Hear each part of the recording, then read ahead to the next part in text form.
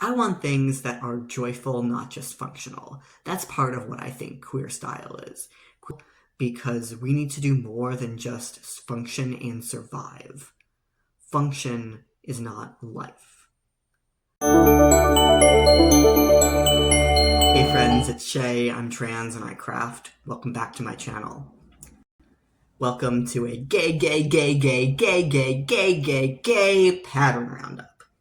I have curated 8 patterns and 2 honorable mentions from Ravelry that I would consider queer knits.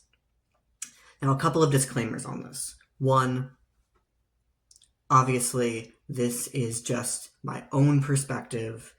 My understanding of what counts as a queer knit might be very different than somebody else's perspective on what counts as a queer knit.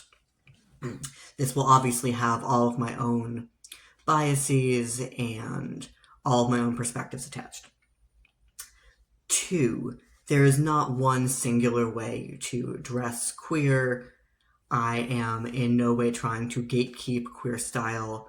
This is just for fun, just to have a good time and find a number of patterns where if I saw you walking down the street wearing this, I would look at you and say, you're queer, I'm queer, I want to be your best friend. Couple of other disclaimers on how I chose these patterns. So one, I tried very hard to find an array of patterns, not to focus on any particular singular designer. Also, I am in no way claiming anything about the designer's own sexuality or gender identity or gender presentation.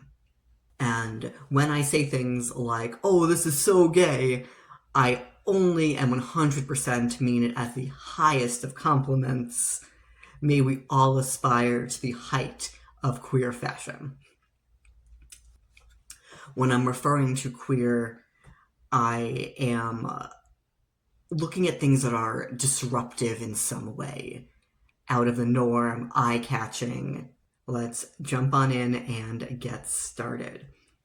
So, these are in no particular order. If you see me looking over, it's literally just to look at on the Ravelry page on my computer. Starting off with an accessory, the Screaming Opossum Hat by Woolly Rhino Crafts. So I think possums are gross.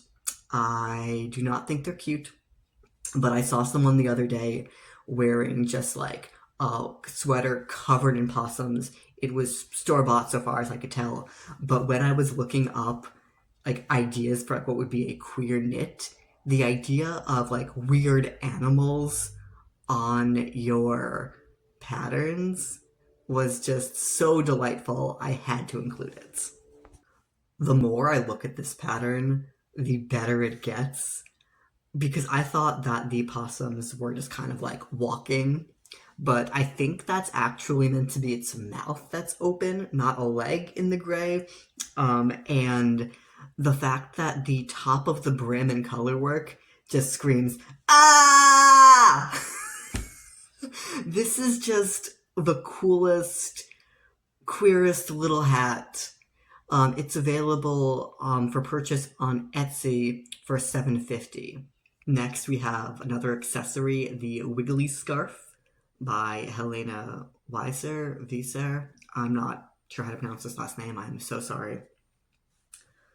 It's available for about $6.56 in a sport weight yarn, though I'm sure with a project like this, the yarn weight and the gauge is far less important. I love weird scarves, weird ties. I hate regular scarves. I don't want to knit them. I have no interest in wearing them. But scarves that look like they're like a weird tie and more of like a quirky accent rather than like just a keep your neck warm. I want things that are joyful, not just functional. That's part of what I think queer style is. Queer style, at least in my opinion, is embracing the things that are more than functional, because we need to do more than just function and survive. Function is not life. So I want the weird, the wild, the that adds nothing but the pop of joy to your outfit. So like for instance right now, I'm wearing this like cotton shirt that is just like covered in teapots and tea. Like this is my tea shirt because it's fun. That's that is such an important part of queer style, as it brings you joy. This wiggly scarf brings me joy. Next, sticking with the weird animal themes, is Khepri, Khepri, by Marion S. Rosendahl. This is a sweater pattern with like a massive bug design on the back. This unique sweater is designed by the Egyptian god Khepri, symbolizing transformation, the cycle of life, and sunrise.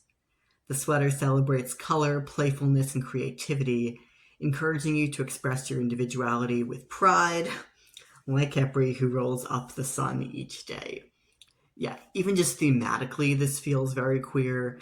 There's nothing quite as like trans as transformation. It's not quite a butterfly, so I also feel like it's maybe a little bit more unique than the standard like butterfly motif to represent transness. I love the colors. It's just like things that are like bug themed for some reason also scream queer. This is knitted with intarsia, worked flat. Comes in sizes extra small through extra large. It doesn't look like it has the bust measurements. This does look as if it would be a very long project because it looks like it's made with lace weight yarn held together to probably create something that's fingering. But it's available for free. So there you go. The next pattern is the Wave Sweater by Spectacle Streak Me Fearing. And just the wonkiness of this, the bizarreness of all of those waves, the weird color combinations. I can't think of a single color combination you could do in this that would look straight. It looks like the cool thing you could like maybe wear in your office if you have a cool workplace. This comes in sizes extra small to an XXL. It is available in 6 different languages. This is made in an Aran weight yarn, and it just looks like it would be such a fun, delightful knit. There's 409 projects in Ravelry. It's available for $8.80 US. This is the Curious Crop by Lydia Morrow. It would be so much fun. It is available for about $13 US in fingering weight yarn, and comes in 11 different sizes. I love the fact that this top just feels like it was designed for queer bodies. So not only is the model in the photos a plus size model, but also that it uses language like this pattern is graded using, in quotes, women's sizing charts, but is designed with a wide variety of body shapes in mind.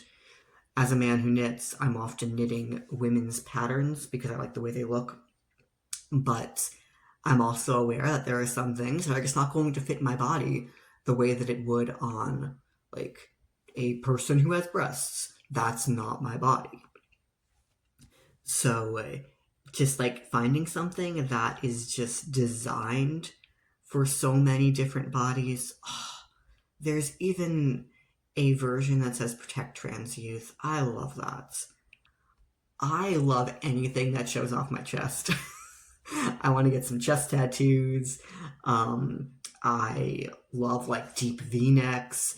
I want to dress like a glam rock star. This is my personal queer style. Next, we have the Kaleido cardigan by Alice Hoyle. This pattern is available for €8. I have no idea what that translates to. I'm so sorry. And I have a lot of mixed feelings on a lot of scrap projects, as well as the fact that my personal style does not use a lot of cardigans. I never reach for them. I find they look too feminine for me personally, but like not feminine in a cool way, just feminine in a I think they make my body look too feminine. But this looks like it would be a really enjoyable scrap project. It's wonky, it's funky, there's a million color combinations, and another project where it's just like I cannot picture somebody wearing this or styling this in a way that isn't going to be not straight. The next pattern is Diana Black Sheep Sweater by Sally Muir and Joanna Osborne. This is an Internet Archive pattern from 1984, and this one was way more about the fact that it's literally a black sheep sweater. I'm not sure I really need to say anything further than that in terms of its queer themes. If you are the gay cousin, you know what I mean. The last of the patterns before we go into two honorable mentions are, of course, something by Stephen West. So this is Stephen West's Painting Honeycombs Jackets. I love this. It's knit in a DK weight. It looks like it would be such a fun scrap project. It has set in pockets. So this feels like the cool version of like the cardigans I would not want to make. I don't want a cardigan. I want a honeycombs jacket. I want all of the colors and to just like relish in that joy. It is available for €7, so about $7.66. It's also part of an ebook, so I might have to look into that ebook to see what other patterns are available. If you made it this far, welcome to the honorable mentions. First is one more like weird animal pattern. This is the Slinky Slinky Sly Sweater by Caitlin Shepard. Just covered in snakes. I didn't think this was like necessarily like the queerest pattern, but just based on the fact that its entire sweater just covered in snake motifs, definitely felt like this is going to be queer to someone. It's knit in a fingering weight, fairly small needles, 3.25 and 3mm. It is available for about $9 US. And then the last honorable mention is the number 15 Henri in Pennsylvania sweater by Jamie and Jesse Seaton. I am honestly not sure how to access this pattern. It doesn't look like it has a way to download it. Like, just all of the weird kind of floral motifs. Also knit in a fingering weight yarn. Also on small needles, 3.25 and 2.75. It has a very limited size range, only available in small, medium, and large. But if I could figure out where to get this pattern, this is something I would make. I don't think I have enough like weird florals. I wear a lot of florals just in my store-bought wardrobe. But I don't know, I just find that like knitting florals can sometimes just feel kind of meh to me, like kind of cutesy or maybe too young. But there we have it. I hope you have enjoyed this gay pattern roundup. You have found some inspiration for your own queer wardrobe. Please let me know in the comments how you would define queer style, what queer style looks like to you, how you find like queer knitting patterns, as well as just any designers that you recommend that I look into.